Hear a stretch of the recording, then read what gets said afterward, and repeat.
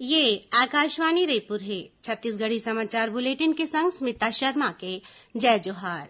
अब आप सुनो आज के प्रमुख समाचार। केंद्र सरकार ह राज्य मन म बाढ़त कोरोना संक्रमण ला देखत अवैया तिहार म भीड़ ला रोके के अउ कोरोना ले बाँचे के उपाय के पालन कड़ाई ले कराए बर कहिन हे। प्रदेश में कोरोना संक्रमण तेजी ले बाढ़त है। स्वास्थ्य विभाग ह होम आइसोलेशन ले जुड़े नवा दिशा निर्देश जारी करे हे। उहे रायपुर सीएमएचओ ह कोरोना निर्देश के पालन करे के अपील करिन। और प्रधानमंत्री नरेंद्र मोदी ह काली बेहनिया 11 बजे आकाशवाणी ले मन की बात कार्यक्रम में अपन विचार साझा करही। कोरोना मरीज मन के संख्या फिर से बाढ़त हे। एकरे सेती श्रोता मन ले एक गांव अउ हमन अपील करत हन, कोनो कोताही झन बरताओ, सुरक्षा उपाय के पालन करो और 45 बछर के ऊपर के जम्मो मनखे मन बिना शंका के टीका लगवाओ। सुरक्षित रहो और ये 3 सरल उपाय के पालन करो। मास्क पहनो, 2 गज दूरी है जरूरी, सुरक्षित दूरी बनाए रखो, हाथ और मुंह ला साफ रखो। अब समाचार विस्तार ले। केंद्र सरकार ह राज्य अउ केंद्र शासित प्रदेश मन ला बाढ़त कोरोना संक्रमण ला देखत अवैया तिहार मन म भीड़ ला रोके के अउ महामारी ले जुड़े सावधानी बर सख्ती ले पालन कराए बर कहिन हे। ये सावधानी में मास्क पहिरना अउ एक दूसर ले मिले के बेरा सुरक्षित दूरी बनाना जैसन उपाय शामिल हे। एति प्रदेश में कोरोना संक्रमण तेजी ले बाढ़त है। काली 2665 नवा मामला आगू आइस, जेला मिला के प्रदेश में कोरोना संक्रमित मरीज मन की संख्या बाढ़ के 3,34,000 ले ज्यादा हो गई हवय। वर्तमान में 15,300 ले ज्यादा मरीज मन के इलाज आने आने अस्पताल में या होम आइसोलेशन में चलत है। कोरोना ले अभी तक प्रदेश में 4,048 जन के मौत हो गई हवय।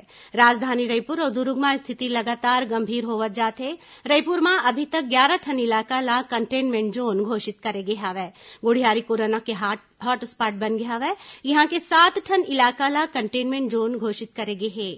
यही बीच रायपुर जिला के मुख्य चिकित्सा और स्वास्थ्य अधिकारी डॉक्टर मीरा बघेल हा बताइन कि हालात बिगड़ते जावत थे। राजधानी के 2 ठन बड़े अस्पताल एम्स और डॉक्टर भीमराव अंबेडकर में वेंटिलेटर वाले सबो बिस्तर मन भर गे हवय। रायपुर तीर माना में कोविड अस्पताल फिर शुरू करे गे हवय। ओमन यहू घलो बताइन कि ए बखत कोरोना संक्रमण के लक्षण पाछू लक्षण ले अलग देखे जावत थे। यही बीच कोरोना के बाढ़त संक्रमण ला देखत प्रदेश के सबो जेल में अनिश्चित काल बर कैदी मन ले भेंट करे में रोक लगा दे गे हे। इस संबंध में जेल मुख्यालय में सबो जेल ले आदेश जारी कर दे गे हवय। ये निर्णय धारा 144 ला देखत अवैया आदेश तक ले गे हवय। उहे नवा रायपुर के इंद्रावती भवन में सबो झन बर मास्क पहिरना और शारीरिक दूरी के पालन करना जरूरी कर दे गे हे। इंद्रावती भवन के नोडल अधिकारी डॉक्टर CR प्रसन्ना हा आदेश जारी करके उहाँ होली ले जुड़े आयोजन में पूरा तरीका ले रोक लगा दे हैं और इंद्रावती परिसर में मास्क के बिना जाए में 500 रुपया के जुर्माना देना होही। एकर अलावा कोरोना ला दिक्कत पोषण पखवाड़ा के आयोजन डिजिटल माध्यम ले कराए के फैसला ले गे हवय। ए दौरान वीडियो क्लिपिंग, मुनादी, सुपोषण रथ, डिजिटल प्रश्नोत्तरी संग्रह, दूसर प्रतियोगिता, ऑडियो मैसेज और जिंगल के माध्यम ले लोगन में पोषण और स्वास्थ्य बर जागरूकता के प्रयास करे जाही। प्रदेश में स्वास्थ्य विभाग हा होम आइसोलेशन ले जुड़े नवा दिशा निर्देश जारी करे हे। एमा कहे गे हवय कि कोरोना संक्रमित मन ला होम आइसोलेशन के अनुमति तभे दे जाए जब नोडल अधिकारी या प्रभारी मन निश्चिंत हो जाए कि मरीज हा घर में रही के कोविड प्रोटोकॉल और आइसोलेशन के नियम के पालन करही। अनुमति दे के बाद मरीज के घर तुरते दवाई पहुंचना होही। निर्देश में यहू कहे गे हवय कि 60 बछर ले ज्यादा उम्र वाले और दूसर गंभीर बीमारी वाले लोगन ला होम आइसोलेशन के अनुमति नहीं दे जाना चाहिए। मरीज या उनकर देखभाल करैया मनखे हा कहूं ऑक्सीजन के जांच और तापमान लेबर नहीं जाने त ऐसन ला मरीज मन ला अस्पताल में भर्ती कराना चाहिए। संगे संग दुरिया के इलाका में जिहां इलाज के सुविधा नहीं है उहां के मरीज मन ला अस्पताल में भर्ती करे के सलाह दे जाए। मरीज मन ला होम आइसोलेशन कंट्रोल रूम के फोन नंबर और डॉक्टर मन के मोबाइल नंबर जरूर दे जाए। उहे जौन डॉक्टर ला मरीज के जिम्मेदारी दे जावत है ओहा नियमित रूप ले मरीज मन के संपर्क में रहा है। उहे स्वास्थ्य विभाग हा प्रदेश के सबो जिला में पहली ले चलत कोविड केयर सेंटर ला फिर शुरू करे जाए के अनुमति मिले निजी अस्पताल में कोरोना संक्रमित मन के इलाज बर जरूरी व्यवस्था रखे के निर्देश मुख्य चिकित्सा और स्वास्थ्य अधिकारी मन ला दे हैं। ओती राजनांदगांव जिला प्रशासन हा जिला में बंद कोविड केयर सेंटर ला फेर खोले के तैयारी शुरू कर दे है। छत्तीसगढ़ी समाचार बुलेटिन आप मन आकाशवाणी रायपुर ले सुनत हव। छत्तीसगढ़ के खबर ले है आपकी वास्ता और खबर के विश्वसनीयता ले है हमार वास्ता। आकाशवाणी समाचार रायपुर के प्रादेशिक समाचार बुलेटिन के संगे संग हमार समसामयिक कार्यक्रम आप रेडियो के संग अपन मोबाइल में घलो सुन सकत हो। आकाशवाणी समाचार फेसबुक, ट्विटर और यूट्यूब में घलो हावय। हमार फेसबुक पेज हरे Chhattisgarh news on AIR, Twitter handle CGAIR news और हमार यूट्यूब चैनल हरे छत्तीसगढ़ AIR न्यूज। तो अब रेडियो के संगे संग आपके मोबाइल के माध्यम ले हम आप तक पहुंचत हन। छत्तीसगढ़ के हर खबर बर सुनत रहो आकाशवाणी समाचार। औ अब आगू बाढ़बो बाचे समाचार कोती। देश में अभी तक 5 करोड़ 81 लाख ले ज्यादा लोगन ला कोविड के टीका लगाए गे हवय। केंद्रीय स्वास्थ्य और परिवार कल्याण मंत्रालय ह बताए हे कि काली 26 लाख ले ज्यादा लोगन ला कोरोना टीका लगाए गिस। एती छत्तीसगढ़ में घलो स्वास्थ्यकर्मी, फ्रंटलाइन वर्कर्स और दूसर लोगन ला टीका लगाए जावत हे। काली 66,000 ले ज्यादा लोगन ला कोरोना के टीका लगाए गिस। इही बीच Jawaharlal Nehru institute post graduate medical education and research Puducherry में राखे गए सेमिनार में ये बात आगू आए है कि कोरोना वैक्सीन के दोनों डोज लगे के बाद घलो कहूं कोरोना संक्रमण होथे ता ओह मामूली होही, गंभीर नहीं होवय। ऐसन में अस्पताल में भर्ती होए के या मौत के संभावना नहीं रही जही। सेमिनार में यहू घलो बताएगिस कि लाखों लोगन ला वैक्सीन लगाए गे हवय, फिर जौन मन ला संक्रमण होए के ऐसन लोगन के संख्या दहाई के आंकड़ा में हवय। जैसन में लोगन ला टीका लगवाए ले बचना चाहिए नहीं चाहिए, काबर की वैक्सीन लगवाए ले शरीर में रोग प्रतिरोधक क्षमता मजबूत होथे। वैक्सीन के दोनों डोज लगवाए के बाद घलो मास्क पहिरना और भीड़ ले बचना जरूरी है।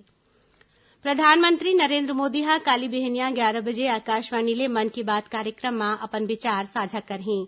आकाशवाणी और दूरदर्शन के जम्मो नेटवर्क में एखर प्रसारण होही।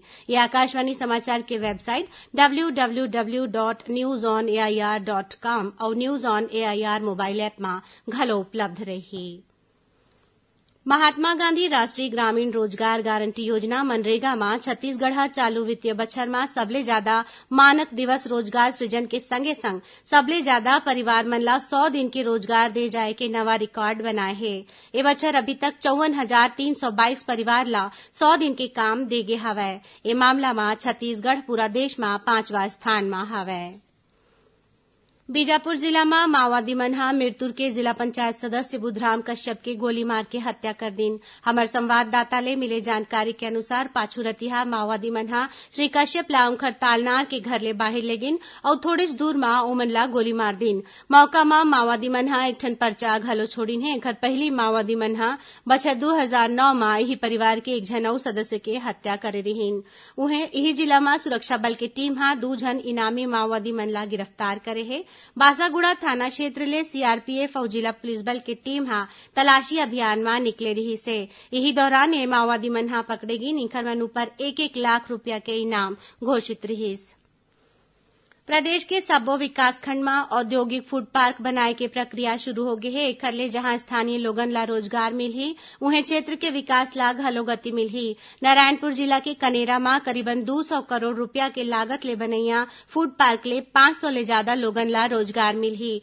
नारायणपुर जिला कलेक्टर धर्मेश कुमार साहू हा फूड पार्क के स्थापना बर तुरते कार्रवाई करे के आदेश अधिकारी मन ला दीन है। श्री साहू हा जिला व्यापार और उद्योग केंद्र नारायणपुर के महाप्रबंधक ला 25 एकड़ शासकीय भूमि के अग्रिम आधिपत्य सौंपिन है। प्रेम, भाईचारा और रंग के तिहार होली परसों मनाए जाही और काली रतिहा होलिका दहन करे जाही। राजधानी रायपुर के प्रमुख चौराहा मन में होलिका दहन के तैयारी पूरा कर ले गे हवय। फिर ए बखत कोरोना के सेती 5 ले ज्यादा मन ए कार्यक्रम में शामिल नहीं हो सकही। सबो झन ला कोरोना गाइडलाइन के पालन करना जरूरी होही। यही बीच राज्यपाल अनुसुईया उइके और मुख्यमंत्री भूपेश बघेल प्रदेशवासी मन ला होली के बधाई और शुभकामना दीन है। मुख्यमंत्री हा कहिन कि कोरोना संक्रमण के फैलाव ला देखत सबो झन ला ए तिहार के दौरान जरूरी सावधानी बरतना होही। आखिर में प्रमुख समाचार एक घाव फेर। केंद्र सरकार हा राज्य मन में बाढ़त कोरोना संक्रमण ला देखत अवैया तिहार में भीड़ ला रोके के और कोरोना ले बाचे के उपाय के पालन कड़ाई ले कराए बर कहिन है। प्रदेश में कोरोना संक्रमण तेजी ले बाढ़त है। स्वास्थ्य विभाग हा होम आइसोलेशन ले जुड़े नवा दिशा निर्देश जारी करे है। उहे रायपुर CMHO हा कोरोना निर्देश के पालन करे के अपील करिन और प्रधानमंत्री नरेंद्र मोदी हा काली बिहनिया 11 बजे आकाशवाणी ले मन की बात कार्यक्रम में अपन विचार साझा करही। एकरे संग छत्तीसगढ़ी समाचार बुलेटिन इहे सिरावत है। जय जोहार।